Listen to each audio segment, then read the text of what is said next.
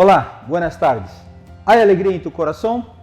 Hoje nós outros vamos falar um pouco sobre cidade refúgio. O que eram cidades refúgio? Jeová ordenou a Josué que edificasse 6 cidades refúgio. Cidades para que aquele que cometera um crime através de um acidente, então se tivera onde recorrer, porque em la lei todo aquele que deveria receber aquilo que isso. Então, se um por acidente matara um parente daquele que morreu, poderia ser a vingança e matar-lhe.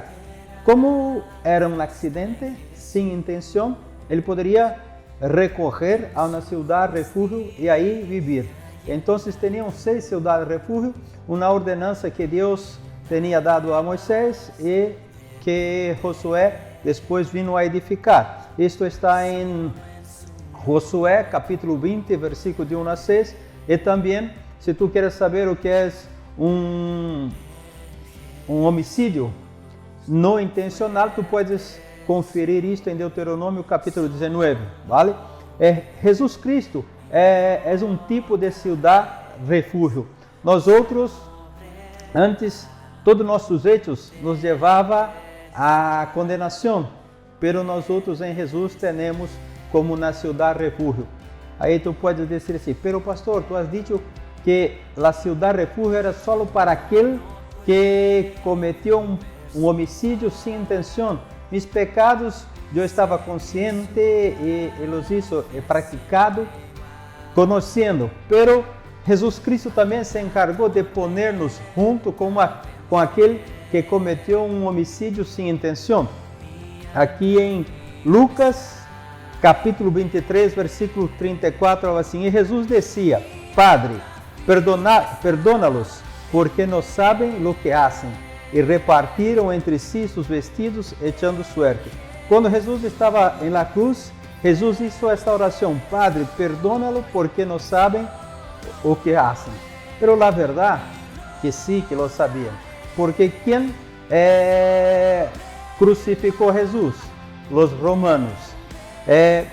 Pero quando os romanos interrogaram a Jesus, diz assim, pero habiéndolo interrogado, eu delante de vosotros, não é hallado en este homem delito alguno de aqueles que lhe acusais. E nem aun Herodes, porque os remetia a ele, e he aqui nada digno de muerte ha hecho este homem. Então, os romanos não encontraram em Jesus nada que fosse digno de muerte.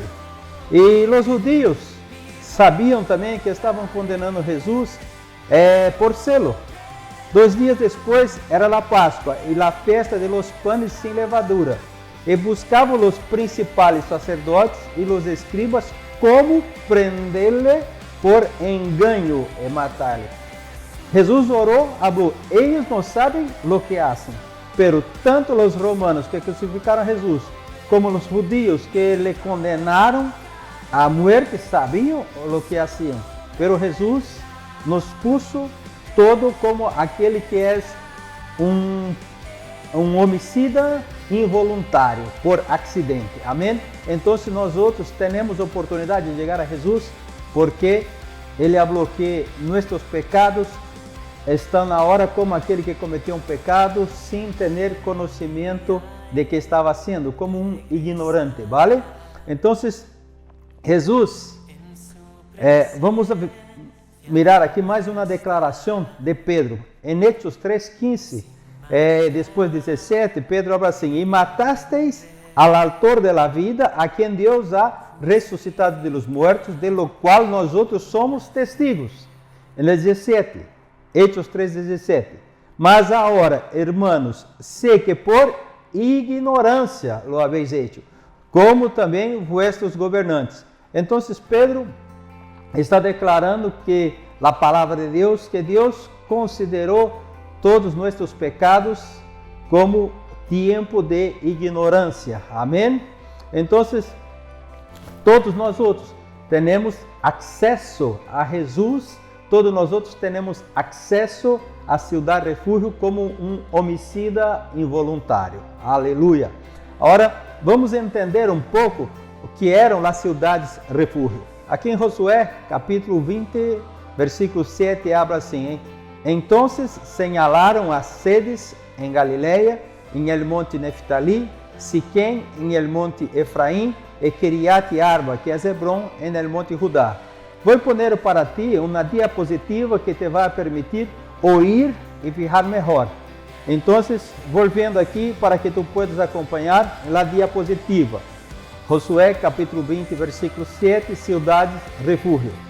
Cidades refúgio, então señalaram as sedes em Galileia, em el monte de Naftali, Siquém, em el monte de Efraim, e Kiriat Arba, que é Hebron, em el monte de Judá. E ao outro lado do Jordão, ao oriente de Jericó, señalaram a Becer, em el deserto, em la llanura de la tribo de Rubén, Ramot de Galaad, de la tribo de Gad, e Golã, em Basã, de la tribo de Manassés. Então, vosotros podeis acompanhar aí que Sebes é Dash, Kadash, que quer dizer santuário, Siquém, que é Sequém, quer dizer ombro, Hebron, que é Ki-Hebron, comunhão, Becer, Betser, refúgio, defesa, Ramot,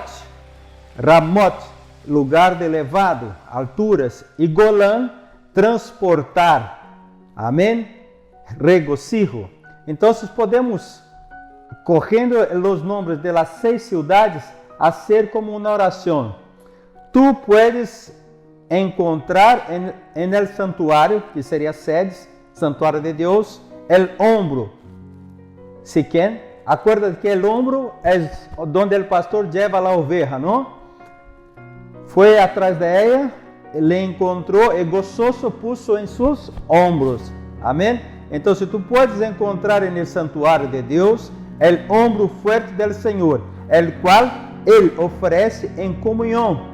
Ele é nossa defesa, Ele nos pondrá em lugares elevados, Ele nos transporta para seu reino. Aleluia! Que precioso! Vamos falar agora um pouquinho de la vida de um refugiado. As cidades refúgio pertenciam a los sacerdotes e levitas. O trabalho do sacerdote era ser o puente entre o homem e Deus. Amém? E então o sacerdote estava aí, era o responsável por o ministério da reconciliação. Os levitas eram aqueles que trabalhavam aí no tabernáculo e estavam completamente também involucrados com alabanças. E os sacerdotes, os levitas, que eram todos da mesma tribo, ofereciam a Deus o sacrifício.